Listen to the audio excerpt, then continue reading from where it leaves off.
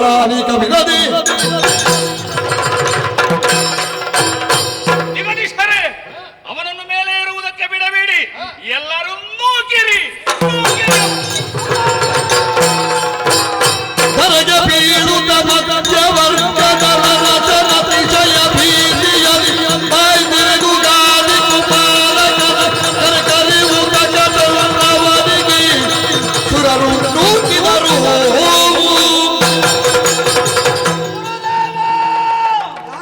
ಯಾರು? ನಾನು ಸೋಮೇಂದ್ರ ಶಂಕು. ಏನಪ್ಪ ಏರುತ್ತಾ ಹಾಗೆ ದೇವೇಂದ್ರ ವಜ್ರಾಯುಧದಿಂದ ಘಾತಿಸಿದ ಕೆಳಗಾಗಿ ಬೀಳುತ್ತಾ ಇದ್ದೇನೆ.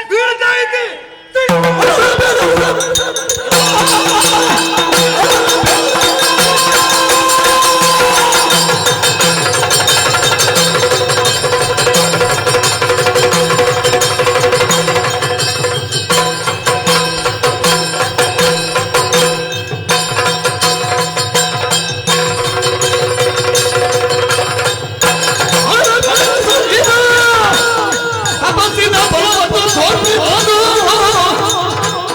ನಿಲುಪಿಲುಗಳಿಸ್ತಾನ ಮುನಿಗಳಿಗೆ ತಾನಿದ್ದನು.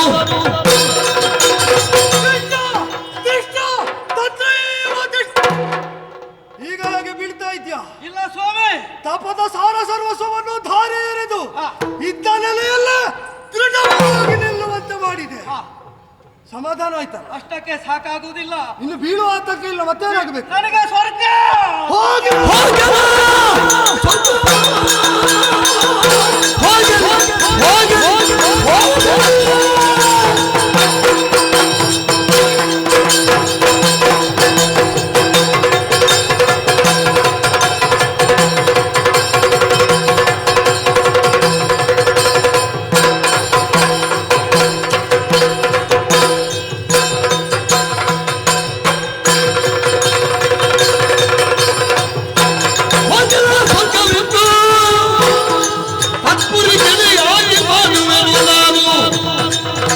ದಕ್ಷಿಣ ದಿಗು ಭಾಗದೊಳಗಿನನು ಆಗಲ ಹೇಳ್ತಾನು. ನಿನಗೆ ಸ್ವರ್ಗ ಬೇಕು ಅಂತಾದರೆ ಇದ್ದ ಸ್ವರ್ಗವನ್ನು ಹೊಗಿಸುವುದಕ್ಕೆ ಮಾತ್ರ ವಿಶ್ವಾಮಿತ್ರ ತಿಳಿದವನಲ್ಲ. ಅನ್ಯಮಿತ್ರಂ ಕರಿಷ್ಯಾಮಿ. ಹೊಸದಾಗಿ ನಿನ್ನಲ್ಲೇ ಇದು ತನಕ ಇದ್ದ ವಾಂಛೆಯನ್ನು ಸಶರೀರದಾಗಿ ಸ್ವರ್ಗಕ್ಕೆ ಹೋಗಬೇಕು, ಅಲ್ಲಿರಬೇಕು, ಅಷ್ಟೇ ತಾನೆ.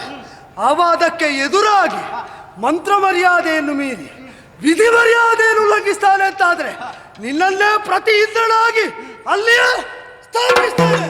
ವೈಶ್ವಾನರ ಜ್ಯೋತಿಷ್ ಚಕ್ರ, ಅದರ ಭಾಷ್ಯಾವರಣ, ಅದರ ದಕ್ಷಿಣ ಭಾಗ ತಾರಾಪಥದಿಂದ ಒಳಗೊಂಡಂತೆ ಸ್ವರ್ಗದ ಸರ್ವ ವಸ್ತು ವಿಷಯ ಭೋಗ ಕಾಮನಾಪೂರ್ತಿ ಮಾಡುವ ಸಂಗತಿಗಳು ಅದಷ್ಟು ನೆಲೆಯಾಗುವಂತೆ ತಪವನ್ನೇ ಧಾರೆ ಎರೆದು ಪ್ರತಿ ಸ್ವರ್ಗ ಮಾಡಿದ್ದೇನೆ. ಧನ್ಯನಾದ ಗುರುಗಳೇ, ಧನ್ಯನಾದೆ. ಎಲ್ಲವೂ ಸಿಕ್ಕಿದಾಗ ಆಯ್ತಾ ಇಲ್ವೋ? ಎಲ್ಲವೂ ಸಿಕ್ಕಿದ ಹಾಗಾಯಿತು. ನಂಬಿದವ ಕೈ ಬಿಡ್ಲಿಲ್ಲ ಅಂತ ದೃಢ ಆಯ್ತಾ ಇಲ್ವೋ? ಆದರೆ ಒಂದು ಸ್ವಾಮಿ, ಮತ್ತು ಅಸಂದೇಹವೋ? ತಲೆ ಕೆಳಗಾಗಿದೆ, ಕಾಲು ಮೇಲೆ ಆಗಿದೆ.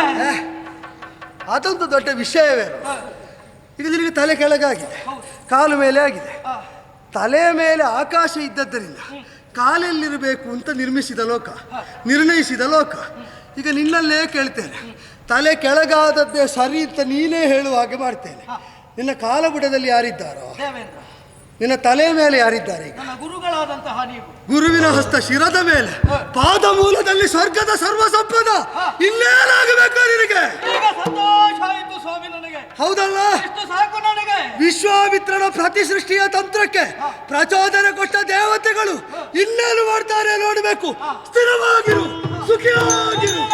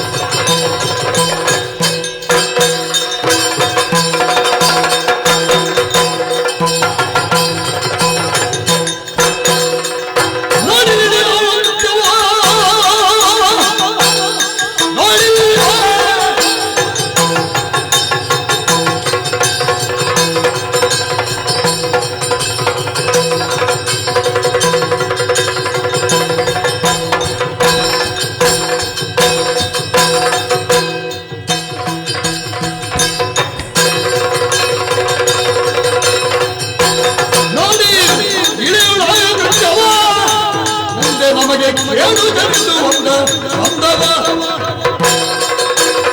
ಶಾಪಗ್ರಸ್ತನಾದ ತ್ರಿಶಂಕುವಿಗೆ ಸ್ವರ್ಗ ಕೊಡಿಸುವಲ್ಲಿ ನಿನ್ನ ಬೆಂಬಲವ, ನಿನ್ನ ಸಾವು ಶತಸಿದ್ಧ. ಕೇಳುವ ನೀನ್ಯಾರು? ಅಗ್ನಿ. ಅಗ್ನಿ. ಹೌದು. ಉರಿಯಬೇಕಾದಾಗ ಉರಿಯುವುದಕ್ಕೆ ನಿನಗೆ ಸಂಕಟ, ಉರಿಯುವುದಿಲ್ಲ. ಆದದ್ದನ್ನು ತಡೆಯುವುದಕ್ಕೆ ಬರ್ತೀನಿ. ನಮಗೆ ಬೇಕಾದ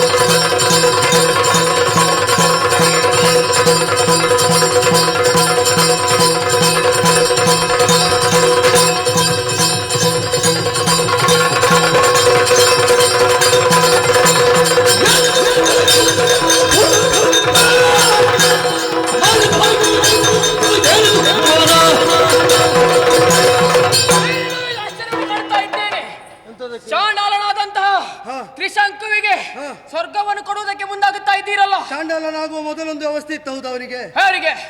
ತ್ರಿಶಂಕುವಿಗೆ ಹಾ. ಚಾಂಡಾಲನಾಗುವುದಕ್ಕಿಂತ ಮೊದಲೊಂದು ಅವಸ್ಥೆ ಇತ್ತು, ಅದನ್ನು ಗಮನಿಸಿದ್ದೀರಲ್ಲ? ಹೌದು, ಗಮನಿಸಿದ್ದೇನೆ. ಚಾಂಡಾಲನಾದ ಮೇಲೊಂದು ಅವಸ್ಥೆ ಬಂದಿದೆ, ಹೌದು. ಅದನ್ನು ಗಮನಿಸಲಿಲ್ಲ? ಅದನ್ನು ಗಮನಿಸಿದ್ದೇನೆ. ಮತ್ತೆ ಆಕ್ಷೇಪ ಎಂತದಕ್ಕೆ? ಅದು ಬರುವುದಕ್ಕೆ ಕಾರಣ ಯಾರು? ಯಾರು? ಅವನಿಗೆ ಯೋಗ್ಯತೆ ಇಲ್ಲ. ಆ ಕಾರಣಕ್ಕಾಗಿ ಆತ ಚಾಂಡನಂತೆ ವರ್ತಿಸಿದವನವನು. ನಿನಗುಂಟಾ? ಯಾರಿಗೆ? ನಿನಗೆ. ನನಗೆ ಯೋಗ್ಯತೆ ಇದ್ದದಕ್ಕೆ ನಾನು ಇಲ್ಲಿ ಬಂದದ್ದು. ನಿನಗೆ ಯೋಗ್ಯತೆ ಸಿದ್ಧಾಂತ ಹೇಗೆ? ನಾನು ಇಲ್ಲಿ ಅಧಿಪತಿ. ಅಧಿಪತಿ ಆದದ್ದೇಗ? ಆದದ್ದು ಹೇಗೆ? ನನಗೆ ಅಧಿಕಾರ ಉಂಟು. ಅಧಿಕಾರ ಕೊಟ್ಟದ್ದು ಯಾರು? ಮೂರು ಮೂರ್ತಿಗಳು. ಮೂರು ಮುಟ್ಟಿಗೆ ಕೊಟ್ಟದ್ದು ಯಾಕೆ? ನನಗೆ ಅಧಿಕಾರ ದೇವತೆಗಳ ಶಕ್ತಿವರ್ಧನೆ ಆಗುವ ಮೂಲ ಸೂತ್ರ ಏನು ಅಂತ ಗೊತ್ತುಂಟಾ? ಏನು? ಮಂತ್ರ ಮೂಲಕವಾಗಿ ಕೊಟ್ಟ ಹವಿಸನ್ನುಂಡು ಪುಷ್ಟರಾಗಿ ಜೀವನನ್ನು ಅನುಗ್ರಹಿಸಬೇಕಾದ ಯೋಗ್ಯತೆ ಹೊಂದಿದವರು ದೇವತೆಗಳು. ಮಂತ್ರದ ಮೂಲಕ. ನೀನೆಂತದ್ದು ದೇವತೆಯರು? ವರುಣ. ವರುಣ. ಹೌದು. ವರುಣನನ್ನು ಕರೆಯುವಾಗ ಬಂದಿಯ ನೀನು? ಯಾರು? ನೀನು. ಬಂದಿದ್ದೇನೆ. ಎಲ್ಲಿಗೆ? ಯಾಕೆ? ನಾವು ಕರೆದಲ್ಲಿ ನೀವು ಕರೆಯುವಾಗ ಬರಲಿಲ್ಲ. ಯೋಗ್ಯತೆ ಹೊಂದಿದವನಲ್ಲ. ಮಂತ್ರದ ಮೂಲಕ ಕರೆಯುವಾಗ ಬರಬೇಕಾದ ನೀನು ಬಾರದಿದ್ರೆ ನೀನು ಹೇಳಿದಾಗ ನಾನು ಯಾಕೆ ಕೇಳುದು? ನಾನೊಂದು ಹೇಳಬೇಕಾ? ನೀನೊಂದು. ಇಲ್ಲಿ ಪ್ರಶ್ನೆ ನಿನ್ನದೇ, ಉತ್ತರ ನಿನ್ನದೇ, ಮತ್ತೆ ನಾನೆಂತ ಕಿರುದಿಲ್ಲ. ಈಗ ಇಷ್ಟವರೆಗೆ ಮಾತಾಡಿದ್ದು ತಿರುಗಿದ್ಯಾರು? ಯಾರು? ಈಗ ಇಷ್ಟು ತಿರುಗಿದ್ಯಾರು? ಯಾರು? ಅಲ್ಲ ನಾನೇ. ಈಗ ನೀನು ಯಾಕಿರುವುದು ಅಂತ ಹೇಳ್ತೇನೆ. ಮಂತ್ರಾಧೀನಂತೂ ದೈವತಂ. ಇದಕ್ಕೇನು ಹೇಳ್ತೀನಿ? ನೀನೇ ಉತ್ತರ ಹೇಳಲಿಕ್ಕಿರುವ, ಹೇಳು. ಹಾಗಲ್ಲ. ಅಲ್ಲ ಈಗ ಮಂತ್ರಾಧೀನ. ಈಗ ನೀನು ಕೇಳಿದ ಪ್ರಶ್ನೆ, ನೀವು ಕರೆದಾಕ್ಷಣ ಮಾಡುತ್ತಿರುವಂತ ಯಾಗಕ್ಕೆ ಯಾಕೆ ಯಾಕೆ ಇಲ್ಲಿ ಯೋಗ್ಯತೆವಂತರು ಮಾಡುವಂತ ಯಾಗ? ಅಯೋಗ್ಯರಾದ ರಾಕ್ಷಸರು ಕರೆದಾಗ ದೇವತೆಗಳು ಹೋಗಿ ವರ ಕೊಡುವುದಕ್ಕೆ? ಯಾರು? ಅಯೋಗ್ಯರಾದ ರಾಕ್ಷಸರು ಕರೆದಾಗ ದೇವತೆಗಳು ಹೋಗಿ ವರ ಕೊಡುವುದಕ್ಕೆ? ನೀನು ಉತ್ತರ ಹೇಳಲಿಕ್ಕಿದ್ದ, ಉತ್ತರ ಹೇಳಬೇಕು. ನಾನು ವರ ಕೊಟ್ಟ ಮೇಲೆ ಅದನ್ನು ಪರಿಹರಿಸುವುದಕ್ಕೆ ನಾವು ಮೂರು ಮೂರ್ತಿಗಳಲ್ಲಿ ಹೋಗುತ್ತೇವೆ. ಮೂರು ಮೂರ್ತಿಗಳಲ್ಲಿ ಈಗ ನಾನು ಹೋಗ್ತೇನೆ, ನೀನು ಯಾಕೆ ದರ್ಶಿಸುವುದು? ಯಾರು? ಮೂರು ಮೂರ್ತಿಗಳಲ್ಲಿ ಹೋಗುದಾದ್ರೆ ಹೀಗೆ ಮಾಡಿದಾಗ ಏನು ಮಾಡಬೇಕು ಅಂತ ಮೂರು ಮೂರ್ತಿಗಳಲ್ಲಿ ಕೇಳಿದ್ಯಾ? ಮೂರು ಮೂರ್ತಿಗಳಲ್ಲಿ ಕೇಳಿದ್ಯಾ? ನಿಮಗೆ ನೀವು ಇರಬೇಕಾದದ್ದು ಹೇಗೆ ಅಂತ ಹೇಳಿಕೊಡುವವರು, ಮಾತಾಡ್ಲಿಕ್ಕೆ ಬಿಡದವರು, ಮಾಡ್ಲಿಕ್ಕೆ ಬಿಡದವರು ಅಂತ ಆಯ್ತು. ನೀವಾಗಿ ಸ್ವಂತ ಬುದ್ಧಿಯಿಂದ ಹೇಳ್ತೀರ ಅಂತ ಕೇಳಿದ್ರೆ ಈಗ ಅಧಿಕ ಪ್ರಸಂಗ ಹೇಳುವುದಕ್ಕಾಯ್ತು ತಲೆಗೋಡ್ದೇನು?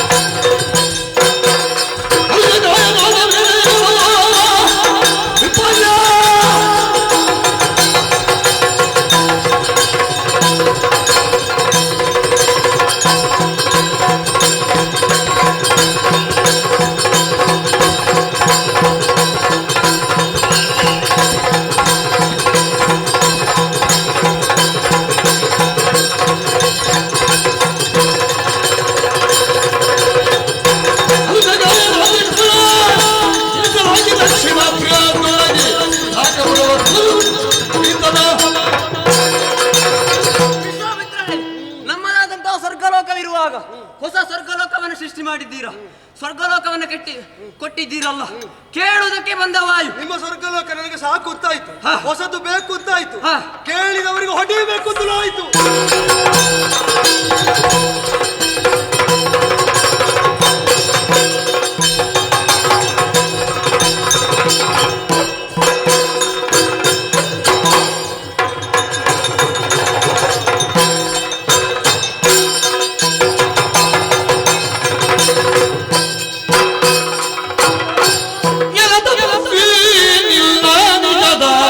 ಕೆಲಸ ಯಾವುದೀಗ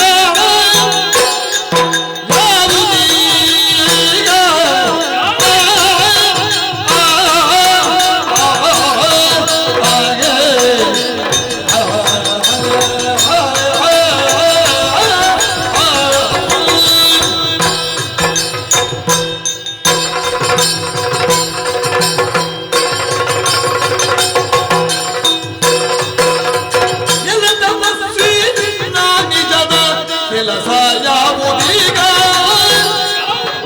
ಹಿಡಿದ ಛಲವಿದೇನು ವೈಪರೀತ್ಯ ಹಿಡುಗುವುದವದಲ್ಲಿ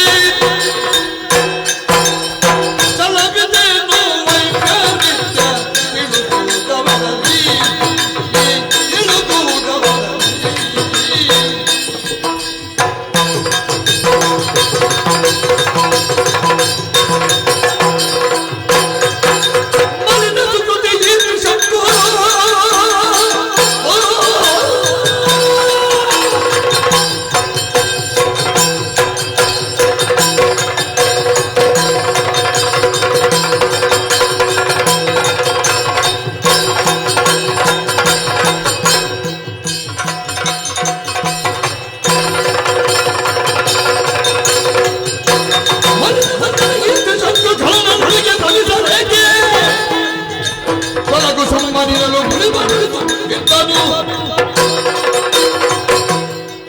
ಬ್ರಾಹ್ಮಣರನ್ನು ಭೂಮಿಯಲ್ಲಿ ಪೂಜಿಸುವುದು ಯಾಕೆ?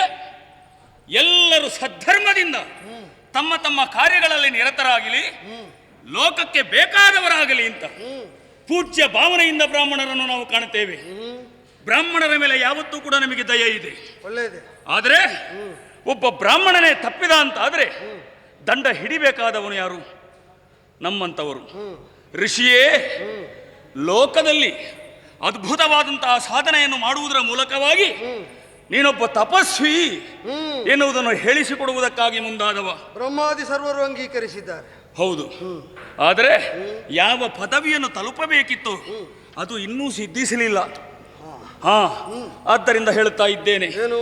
ಲೋಕಕ್ಕೆ ಒಳ್ಳೆಯ ಮಾರ್ಗದರ್ಶನವನ್ನು ಮಾಡಬೇಕಾದಂತಹ ನೀನು ಇಂದು ತಪ್ಪಿ ನಡೆಯುತ್ತಾ ಇದ್ದೀಯ. ತಪ್ಪಿದ್ದು ಅಂತ ನೀ ಹೇಳಿದ್ಯಾ? ಹೌದನ್ನು.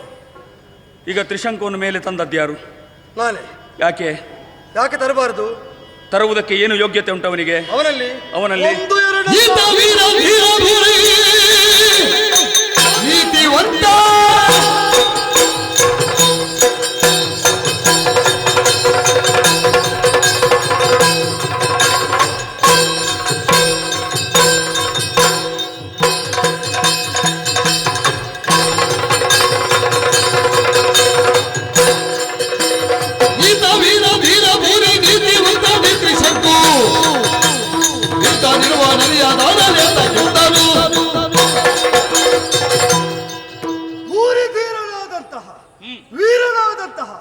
ನೀತಿವಂತನಾದಂತಹ ತ್ರಿಶಂಕು. ತಪ್ಪು ಮಾಡದವರು ಹುಟ್ಟುವುದಿಲ್ಲ. ಯಾಕೆಂತಂದ್ರೆ ಭೂತಲ ಇದ್ದದ್ದೇ ತಪ್ಪು ಮಾಡಿ ಪತಿತರಾಗುವುದಕ್ಕೆ, ತಮ್ಮ ತಪ್ಪನ್ನು ತಿದ್ದಿಕೊಳ್ಳುವುದಕ್ಕಿದ್ದ ನೆಲೆಯಾಗಿ ಮಾಡಿದಂತಹ ತಪ್ಪು ಅಜ್ಞಾನದಲ್ಲೋ ಪ್ರಮಾದದಲ್ಲೋ ಅಪರಾಧವಶದಿಂದಲೋ ಆಗಿರಬಹುದು. ತಿದ್ದಿಕೊಳ್ಳುವ ಮನಸ್ಸನ್ನು ಹೊಂದಿದವನು. ಈಗ ನಾವು ಮೈಯಲ್ಲಿ ಕಲೆಯಾದರೆ, ಕೊಳೆಯಾದರೆ ತೊಳೆದುಕೊಳ್ಳುವುದಿಲ್ವೋ? ತೊಳೆದುಕೊಳ್ಳುತ್ತೇವೆ. ಬದುಕಿನಲ್ಲಿ ಸತ್ಯವ್ರತನಾಗಿ ತ್ರಿಶಂಕು ಎನಿಸಿದವನು ಶತಮಖಗಳ ಮೂಲಕವಾಗಿ ಕಳೆಯನ್ನು ಕೊಳೆಯನ್ನು ತೊಳೆದುಕೊಳ್ಳುವುದಕ್ಕೆ ಬಯಸಿದ. ಅದರಲ್ಲಿ ತಪ್ಪುಂಟಾ? ಅದು ಭೂಲೋಕದವರಿಗೆ, ನಾವು ದೇವಲೋಕಕ್ಕೆ ಸಂಬಂಧ. ತನ್ನೇ ಭೂಲೋಕದವರ ನ್ಯಾಯವನ್ನೇ ನಾವು ಹೇಳ್ತಾ ಇರುವುದು. ಯಾಗಾದಿರೇವ ಧರ್ಮ ಎಂಬ ವೇದಾನುಶಾಸನವನ್ನು ಮಾನಿಸಿ ಧರ್ಮಾಚರಣೆಯಾಗಿ ಯಾಗಗಳ ಮೂಲಕವಾಗಿ ತಪ್ಪನ್ನು ತೊಳೆದು ಪುನೀತಾತ್ಮನಾಗುವುದಕ್ಕೆ ಹಂಬಲಿಸಿ ಸಶರೀರನಾಗಿ ಸ್ವರ್ಗಗಮನವನ್ನು ಇಚ್ಛಿಸಿದ ಕಾಲದಲ್ಲಿ ಧೀರನಾದ, ವೀರನಾದ, ನೀತಿಯನ್ನು ಅನುಸರಿಸಿಯೇ ಮಾಡ್ತಾ ಇರುವ ವರ್ತನೆಗೂ ಪುರಸ್ಕಾರ. ಈಗ ಒಬ್ಬ ತಪ್ಪು ಮಾಡಿದ್ರೆ ಅವ ಮಾಡಿದ್ದೆಲ್ಲ ತಪ್ಪು ಅಂತ ಆಗ್ತದ? ಇಲ್ಲ. ಒಬ್ಬ ಒಂದು ಸರಿ ಮಾಡಿದ್ರೆ ಅವ ಮತ್ತೆ ಏನು ಮಾಡಿದ್ರು ಅದೆಲ್ಲ ಸರಿ ಅಂತ ಆಗುತ್ತದ? 3 ಪಾಪಗಳನ್ನು ಮಾಡಿದ್ದಾನೆ ಆತ. 3 ಪಾಪಗಳಿಂದ ದೇಹವೇ ಅಪವಿತ್ರ. ಈಗ ಆಗಲಿ, ಈಗ ಅದನ್ನೇ ಕಳೆದುಕೊಳ್ಳುವುದಕ್ಕೆ ಅವ 100 ಯಾಗವನ್ನು ಮಾಡ್ಲಿಲ್ವ?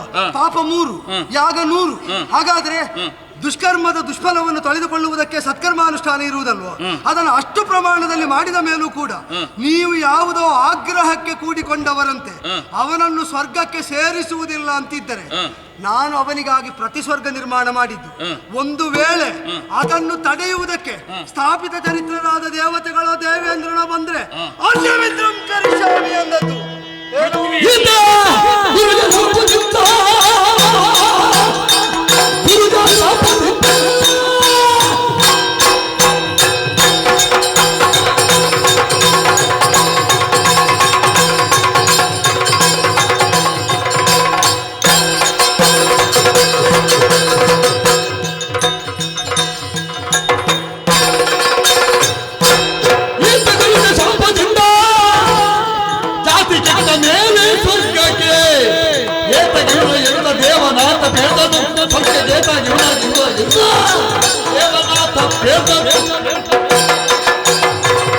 ಸಶರೀರನಾಗಿ ಸ್ವರ್ಗವನ್ನು ಸೇರಬೇಕು ಎನ್ನುವಂತಹ ಬಯಕೆ ಎಲ್ಲ ಕಾಲಗಳನ್ನು ಎಲ್ಲ ತತ್ವಗಳನ್ನು ತಿಳಿದುಕೊಂಡಂತಹ ಒಬ್ಬ ನೀನು ಅವನನ್ನು ನೀನು ಬಿಡಬಾರದಿತ್ತು.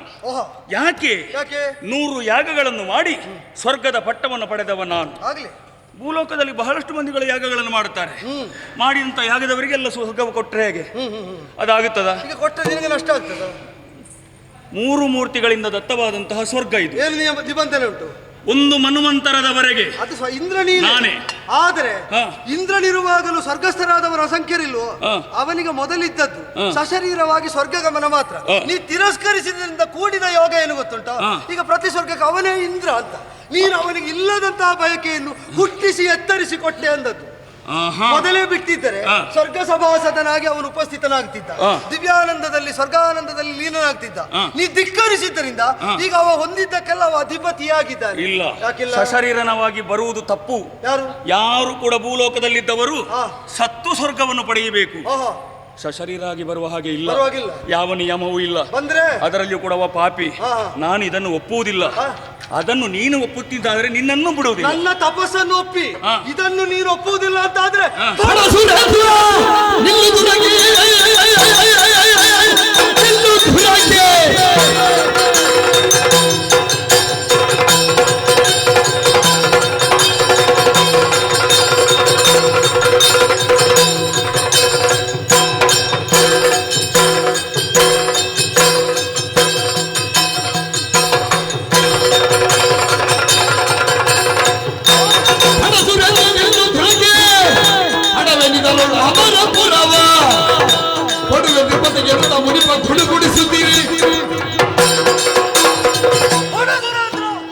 ಬ್ರಹ್ಮಹತ್ಯೆಯ ಪಾತಕ ಮಾಡಿದ ನಿನಗೆ ಮತ್ತೆ ಸ್ವರ್ಗದ ಪೀಠದಲ್ಲಿ ಕೊಳ್ಳಿರುವುದಕ್ಕಾಗುತ್ತದೆ ಅಂತಾದ್ರೆ, ವೃತ್ರಾರಿಯಾದ ನಿನ್ನ ಕಾಲದಲ್ಲಿ ನಹುಷನಿಗೆ ಸ್ವರ್ಗಪದ ಏರುವುದಕ್ಕಾಗುತ್ತದೆ ಅಂತಾದ್ರೆ, ಪಾರ್ಥಿವತ್ವವನ್ನು ನೀಗಿಕೊಂಡು ತೈಜಸರಾಗಬಲ್ಲ ಮುನಿಪತಿಗಳಿಗೆ ಸಶರೀರನಾಗಿ ಸ್ವರ್ಗತಲದಲ್ಲಿ ಬಂದು ನಿಂತು ಅನುಗ್ರಹಿಸುವುದಕ್ಕಾಗುತ್ತದೆ ಅಂತಾದರೆ, ನನ್ನ ತಪದ ಸರ್ವಸಾರವನ್ನು ಸೂರೆಗೊಂಡು ಅಂತರಂಗದಲ್ಲಿ ಹೊಂದಿ ಬಂದಿದವರಿಗೆ ಮಾತ್ರ ನಿಮಗೆ ಚಾಂಡಾಲತ್ವ ಬಾಧೆ ಆಗ್ತದೆ. ನೂಕಿರಿ ಅಲ್ವಾ? ನಿನ್ನನ್ನು ತ್ರಿವಿಷ್ಟಪದಿಂದ ಈ ಬಲಿಷ್ಠನಾದ ಮುನಿ ಕುತ್ತಿಗೆಗೆ ಕೈ ಇಕ್ಕಿ ನೂಕಿದ್ರೆ ತಡೆಯುವ. ಇದು ಚಂದಕ್ಕಲ್ಲ, ಇದು ಚಂದಕ್ಕಲ್ಲ. ಹೌದಾ?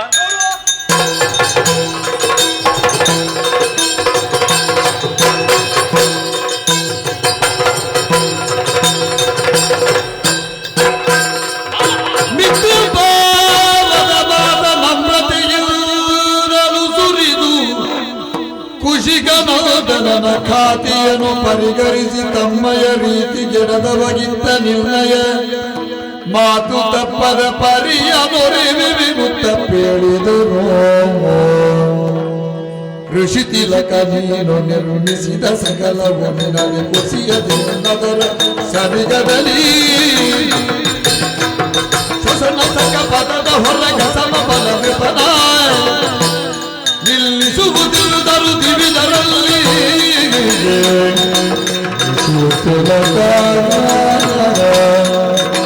ನೀರು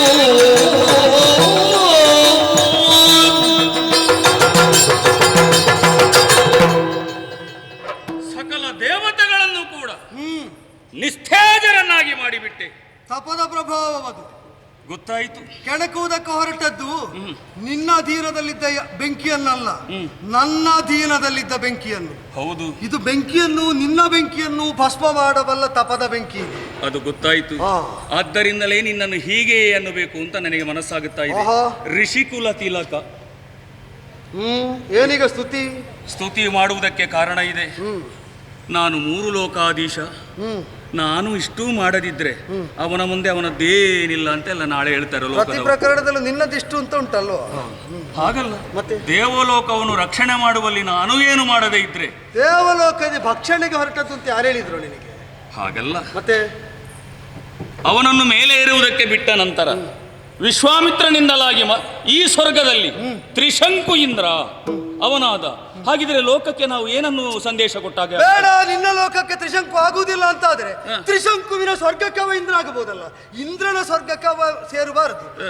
ಅವನಿಗಾಗಿಯೇ ನಿರ್ಮಿಸಿದ ಸ್ವರ್ಗದಲ್ಲಿ ತ್ರಿಶಂಕುವೇ ಇಂದ್ರನಾಗಬಹುದಲ್ಲ. ತ್ರಿಶಂಕು ಸ್ವರ್ಗ ಅಲ್ವಾ? ಆಗಲಿ, ನಿನ್ನ ಆಶೆಯಂತೆಯೇ ನಡೆಯಲಿ. ಮತ್ತೆ ಇಷ್ಟವರೆಗೆ ವಿರೋಧಿಸಿದ್ಯಾಕೆ? ಕಾರಣ ಉಂಟು. ಏನು? ಈ ಸ್ವರ್ಗದಲ್ಲಿರುವಂತಹ ಎಲ್ಲವೂ ಕೂಡ ಅವನಿಗೆ ಸಿಗಬಾರದು. ಅದು ಸರಿಯಾಗುವುದಿಲ್ಲ. ಸ್ವರ್ಗದ ಸರ್ವಭೋಗಗಳು ಬೇಕು ಅಂದಿದ್ದಾನೆ, ಮತ್ತೆ ಅದು ಕೊಡುವುದಿಲ್ಲ ಇದು ಕೊಡುವುದಿಲ್ಲ ಅಂತ ಹೇಳಲಿಕ್ಕಿಲ್ಲ. ಮಾತು ಕೊಟ್ಟ ಮೇಲೆ ಮಾತೇನ? ಮತ್ತೆ ನಾನೆಂತದಕ್ಕೆ, ನಾನೇನು ಮಾಡುವುದಿಲ್ಲ. ಈಗ ನಿನ್ನದನ್ನು ಯಾವುದು ಕೊಡಬಾರದು ಅಂತ ನೀನು ಹೇಳುವುದು? ಈಗ ಅವನ ಆಶೆ ಎಂತದ್ದು? ನಾನು ಸ್ವರ್ಗದ ಸರ್ವಭೋಗಗಳು ತನಗೆ ಲಭ್ಯವಾಗಬೇಕು, ಈ ಶರೀರದಲ್ಲೇ ಸಿಗಬೇಕು, ಅನುಭವಿಸುವಂತಾಗಬೇಕು. ನಿನಗೇನು ತೊಡಕು? ಈಗ ಸ್ವರ್ಗದಲ್ಲಿರುವಂತಹ ನಾರಿಯರಾಗಲಿ ಅಥವಾ ಸ್ವರ್ಗದಲ್ಲಿರುವಂತಹ ಇನ್ನಿತರ ವಸ್ತುಗಳು, ಸುವಸ್ತುಗಳು, ಅದು ಅವನಿಗೆ ದೊರಕಕೂಡದು. ಸ್ವರ್ಗದಲ್ಲಿದ್ದದ್ದು ಬೇಡ, ತದ್ವತ್ತಾದದ್ದನ್ನು ಕೊಡ್ತೇನೆ. ರಂಭಾದಿ ನಾರಿಯರು ನಿನಗಾದರೆ ರಂಭಾದಿ ನಾರಿಯರಂತಿರುವವರವನಿಗೆ, ಕಲ್ಪವೃಕ್ಷ ನಿನಗಾದರೆ ಕಲ್ಪವೃಕ್ಷ ತುಲ್ಯವಾದದ್ದವನಿಗೆ, ಕಾಮಧೇನುವಿನ ಕೆಚ್ಚಲಿಗೆ ನೀ ಕೈ ಹಾಕುವುದಾದ್ರೆ ಅಂತೆಯೇ ಇರುವ ಇನ್ನೊಂದು ಕೆಚ್ಚಲಿಗೆ ಅವ ಕೈ ಹಾಕ್ತಾನೆ. ಸ್ವರ್ಗದಲ್ಲಿರೋದು ಎಲ್ಲ ಅಲ್ಲಿ ಉಂಟು ಅಂತ ಹೇಳಿದ್ರೆ ನಾಳೆ ಎಲ್ಲ ಅಲ್ಲಿಗೆ ಹೋದ್ರೆ ಎಲ್ಲ ಇರುವುದಿಲ್ವಾ? ಅವನಿಗೆ ಬೇಕಾದದ್ದು ಅಧಿಕಾರ. ಯಾಕೆ ಅಂದ್ರೆ ಅನುಭವಿಸುವುದಕ್ಕೆ. ಅಧಿಕಾರ ಕರ್ತವ್ಯ ನಿರ್ವಹಣೆಗಾಗಿ ಅವನಿಗೆ ಬೇಕಾದ್ದಲ್ಲ, ಅದು ನೀನೇ ಮಾಡು. ಯಾಗ ಮಾಡುವವರಿಗೆ ಬಹಳ ಗೊಂದಲ ಆಗುತ್ತದೆ. ಇಲ್ಲಪ್ಪ, ಇಂದ್ರಾಯ ಸ್ವಾಹ ಅಂದ್ರೆ ನಿನಗೆ ತಲುಪುತ್ತದೆ. ಅವರಿಗೆ ಪುಷ್ಟಿ ಕೊಡುವುದಕ್ಕೆ ನಾನು ತಪಸ್ಸನ್ನು ಕೊಟ್ಟಾಗಿದೆ. ನಿನಗೆ ಹವಿಷ್ಯ ಸಿಕ್ಕದಿದ್ರೆ ಪುಷ್ಟಿಯಾಗುವುದಿಲ್ಲ. ಆದ್ದರಿಂದಲೇ ನಿನ್ನ ಪುಷ್ಟಿವರ್ಧನೆಗೆ ಲೋಕದ ಯಾಗಯಜ್ಞಾದಿಗಳ ಹವಿಸು, ಆದ್ರೆ ಮಂತ್ರಾಧೀನಾಗಿ ಹೋಗಿ ತಗೊಳ್ಬೇಕು ಮಾತ್ರ. ಅವನ ಪುಷ್ಟಿವರ್ಧನೆಗೆ ನನ್ನ ತಪದ ಸಿದ್ಧಿ ಇದನ್ನು ಕೊಟ್ಟಿದ್ದೇನೆ. ಮಾತ್ರ ಅಲ್ಲ, ನೀನು ಮಾಡುವ ಕರ್ತವ್ಯದಲ್ಲಿ ಅವನ ಆಸಕ್ತನಲ್ಲ. ಸೃಷ್ಟಿ ಸ್ಥಿತಿ ಸಂಹಾರ ತಿರೋಭಾವ ಅನುಗ್ರಹ ಪಂಚಕೃತ್ಯಗಳಿಗೆ ಒಡೆಯನು ನೀನು. ಆದ್ದರಿಂದಲೇ ಇಚ್ಛಾ ಮಾತ್ರದ ಗಮನ, ಹವಿರ್ಭೋಜನ ಮಾತ್ರ ಅಲ್ಲ, ವರಪ್ರದಾನ ಇದೆಲ್ಲ ಅವನಿಗೆ ಬೇಡ. ಅವನಿಗೆ ಬೇಡ ಅಂದ್ರೆ ಅದನ್ನು ವಿವೇಚನೆಯಿಂದ ಬಳಸುವುದಕ್ಕೆ ಅವನು ಮಾನಸಿಕವಾಗಿ ಬೌದ್ಧಿಕವಾಗಿ ಸ್ಥಿರನಾಗಲೂ ಇಲ್ಲ, ಸಿದ್ಧನಾಗಲೂ ಇಲ್ಲ. ಆದ್ದರಿಂದಲೇ ದೇವ ಕರ್ತವ್ಯಗಳು ದೇವೇಶನಾದ ನಿನಗೆ, ದೇವ ಭೋಗಗಳು ತಪಕ್ಕೆ ಅಧಿಪತಿಯಾದಂತಹ ಸತ್ಯವ್ರತನಾದ ತ್ರಿಶಂಕುವಿಗೆ. ಇನ್ನೊಂದು, ಅವನಿಗೆ ಬೇಕಾದದ್ದು ಸಿಕ್ಕಿದಲ್ಲಿಗೆ ಇದ್ದದ್ದನ್ನು ಒಪ್ಪಿದ್ದಾನೆ. ಕರ್ತವ್ಯ ನಿರ್ವಹಿಸದೆ ಭೋಗ ಮಾತ್ರ ಅನುಭವಿಸಿದರೆ ಹೊಂದಬೇಕಾದದ್ದನ್ನು ತಲೆ ಕೆಳಗಾಗಿ ಹೊಂದಿದಂತೆ. ತಲೆ ಸರಿಯಾಗಿ ಇದ್ದು ಹೊಂದಬೇಕು ಅಂತಾದ್ರೆ ಕರ್ತವ್ಯ ನಿರ್ವಹಣೆ ಮಾಡ್ತಾ ಭೋಗವನ್ನು ಅನುಭವಿಸಬೇಕು. ತಲೆ ಎತ್ತಿದ ಇಂದ್ರ ನೀನು, ತಲೆ ಕೆಳಗಾದ ಇಂದ್ರ ಅವನು. ಈಗ ಸಮಾಧಾನ ಆಯ್ತಾ? ಈಗ ಸಮಾಧಾನ ಆಯ್ತು. ಇಷ್ಟೆಲ್ಲ ವಿಸ್ತಾರ ಉಂಟು ಅಂತ ನನಗೆ ಮೊದಲೇ ಗೊತ್ತಿದ್ರೆ ನನಗೆ ಮಾಡ್ತಿರ್ಲಿಲ್ಲ. ಮಾತ್ರ ಅಲ್ಲ, ಬೀಜ ನೋಡುವಾಗ ವೃಕ್ಷ ಎಷ್ಟು ದೊಡ್ಡದಾಗ್ತದೆ ಅಂತ ಗೊತ್ತಾಗುವುದಿಲ್ಲ. ನಾವು ಬೀಜಾವಾಪ ಮಾಡಿದ್ದೆ ತ್ರಿಶಂಕು ಸ್ವರ್ಗಕ್ಕೆ. ಅಮರೇಂದ್ರ ಪದ ಅದನ್ನು ಗೆಲ್ಲುವ ಹಂಬಲವನ್ನು ಅವನು ಹೊತ್ತಿದ್ದಾನೆ. ನಾನು ಗೆದ್ದಿದ್ದೇನೆ ಅಂತ ಅವನ ಭಾವ ದೃಢವಾಗುವುದಕ್ಕೆ ನೀ ಸಹಕಾರ. ಹೌದಲ್ಲ? ಅಲ್ಲಿಗೆ ಅವನಿಗೆ ಸಮಾಧಾನ ಆಗಿದೆ. ಹಾಗಾದ್ರೆ ಆಗ್ರಹದಿಂದ ಇನ್ನೂ ನಾನು ಯಾಗ ಮಾಡಿದ್ರೆ ಹಾಗಾದ್ರೆ ಇದ್ದಲ್ಲಿಂದಲೇ ಸ್ವರ್ಗಕ್ಕೆ ಕ್ಷೇಮವಾಗಲಿ ಅಂತ ಹಂಬಲಿಸ್ತೇನೆ, ಹಾರೈಸ್ತೇನೆ, ಚಿತ್ತೈಸಬಹುದು. ಒಮ್ಮೆ ಬರ್ತಿದ್ರೆ ಒಳ್ಳೇದಿತ್ತು. ಎಲ್ಲಿಗೆ? ಸ್ವರ್ಗಕ್ಕೆ. ಸ್ವರ್ಗಕ್ಕೆ ನಾನೇ ಬರುವುದು ಹೌದಾದ್ರೆ ಅಲ್ಲಿಯ ತನಕ ಬರಮಾಡುವ ತಪವನ್ನು ನಾನೇ ಬಳಸಿಕೊಂಡು ಏರ್ತಿರ್ಲಿಲ್ವೋ? ಅದನ್ನು ಅವನಿಗೆ ಕೊಟ್ಟದ್ದು ಯಾಕೆ? ಅದೌದು. ಒಂದು ನೆನಪಿಟ್ಟುಕೋ ಇಂದ್ರ, ಏನು ಸ್ವಾಮಿ? ಅಮರೇಂದ್ರ ಪದ ಅಂದ್ರೆ ಏನು ಅಂತ ಅವರವರ ವಿವೇಚನೆಗೆ ಬಿಟ್ಟದ್ದು. ಅಮರರಿಗೆ ಅಧಿಪತಿಯಾದ ನೀನೇರುವ ಪದವಿ ಅಂತ ಅವನ ಭಾವ. ಅದು ಸಿಕ್ಕಿದಲ್ಲಿಗೆ, ಅದಕ್ಕೆ ತುಲ್ಯವಾದದ್ದು ಸಿಕ್ಕಿದಲ್ಲಿಗೆ ಅಮರೇಂದ್ರ ಪದ ವಿಜಯಿ ಅಂತ ಅವಾದ. ನನ್ನ ದೃಷ್ಟಿಯಲ್ಲಿ ಅಮರೇಂದ್ರ ಪದ ಅಂದ್ರೆ ಯಾವುದು ಗೊತ್ತುಂಟೋ? ಅಮರರಿಗೆಲ್ಲರಿಗೂ ಇಂದ್ರ ನೆನೆಸಿದವನು, ಇಂದ್ರನಿಗಿಂತಲೂ ಮೇಲಿರುವ ಉಪೇಂದ್ರ, ಅವನ ಪದ ಅದು ಅಮರೇಂದ್ರ ಪದ. ಅದನ್ನು ಗೆದ್ದವನಿಗೆ ಬ್ರಹ್ಮರ್ಷಿ ಅಂತ ಹೆಸರು. ನಿನ್ನ ಪದವನ್ನು ಗೆದ್ದ ಅಮರೇಂದ್ರ ಪದ ವಿಜಯಿ ತ್ರಿಶಂಕುವಾಗಿ ಅಲ್ಲಿದ್ದಾನೆ. ನನ್ನ ಪದ ಅಲ್ಲಿ ಉಂಟು. ಅದನ್ನು ಗೆದ್ದಲ್ಲಿಗೆ ನಾನು ಅಮರೇಂದ್ರ ಪದ ವಿಜಯಿ. ಅದು ಗೆಲ್ಲುವಲ್ಲಿಯ ತನಕ ನನ್ನ ಬದುಕಿನ ಪ್ರಸಂಗ ಮುಗಿಯುವುದಿಲ್ಲ. ಇದನ್ನು ಇಲ್ಲಿಗೆ ಮುಗಿಸುವಾಗದ? ಸ್ವರ್ಗದಲ್ಲಿ ಬೇಕಾದ್ದು ನಿಮಗೆ ಯಾವಾಗಾದ್ರೂ ಬೇಕು ಅಂತ ಕಂಡ್ರೆ ಬರ್ಬೋದು. ಅದಕ್ಕೆ ಕಣ್ಣಿಟ್ಟವರಿಗೆ ಸ್ವರ್ಗ ಬೇಕಾದಾಗ ತಾನಾಗಿ ಬಂದೀತು, ನನ್ನ ಪಾದ ಮೂಲದಲ್ಲಿ ಬಂದು ನಿಂತೀತು. ಕೃಪೆ ಇರಲಿ, ಯಾವತ್ತೂ ಇರ್ತದೆ. ಜೀವರಲ್ಲಿ ಕಾರುಣ್ಯ ಹೊಂದಿದ ತನಕ ದೇವರಲ್ಲಿ ಗೌರವವು ನಮಗಿರ್ತದೆ. ಆ ಕಾರುಣ್ಯ ಕಳೆಯದೇ ಹೋಗಲಿ, ಕಡಿಯದೇ ಹೋಗಲಿ.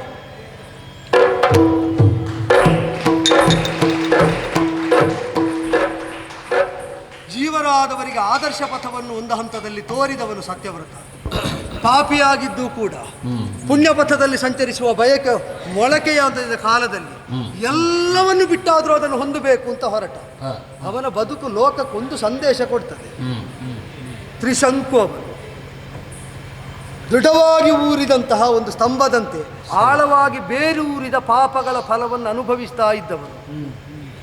ವಿವಾಹಿತಳಾಗ್ತಾ ಇದ್ದ ಸ್ತ್ರೀಯ ಅಪಹಾರ, ಗೋ ವಧೆ, ಅಸಂಸ್ಕೃತವಾದ ಗೋಮಾಂಸ ಭಕ್ಷಣ, ಇದು 3 ಹೀನವಾದಂತಹ ಕೃತ್ಯ. ಇದನ್ನು ಮಾಡಿದವರಿಗೂ ಸ್ವರ್ಗದ ಅಂತಹುದನ್ನು ಹೊಂದುವುದಕ್ಕಾಗುತ್ತದೆ ಅಂತ ಅವನ ಬದುಕು ತೋರಿದಾಗ, ಇದನ್ನು ಯಾವುದನ್ನು ಮಾಡದೆ ಅವರವರಿಗೆ ವಿಹಿತವಾದಂತಹ ಕರ್ಮವನ್ನು ಧರ್ಮ ಅಂತ ಮಾಡ್ತಾ ಭಗವಂತನಲ್ಲಿ ಭಕ್ತಿ ಹೊಂದಿದವರಿಗೆ ಏರಬಹುದಾದ ಎತ್ತರ ಎಷ್ಟು ಇದನ್ನು ತೋರಿಕೊಡುವುದಕ್ಕೆ ಸತ್ಯವ್ರತನ ಅಮರೇಂದ್ರ ಪದ ವಿಜಯಿ ಎಂಬ ಬದುಕಿನ ಪ್ರಸಂಗ ಪ್ರಚೋದನೆಯಾಯಿತು ಅಂತಾದರೆ ಅದು ನಾವು ಆರಾಧಿಸುವ ದೇವತೆಗಳಿಗೂ ಪ್ರಿಯವಾಗುತ್ತದೆ. ಹಾಗಾಗಿ ಲೋಕಕ್ಕೆ ಆದ ಸಂದೇಶದಿಂದ ಮಂಗಳ ಒದಗಲಿಂತ ಹಂಬಲಿಸ್ತಾ ತಪಕ್ಕೆ ತೊಡಗುತ್ತೇನೆ.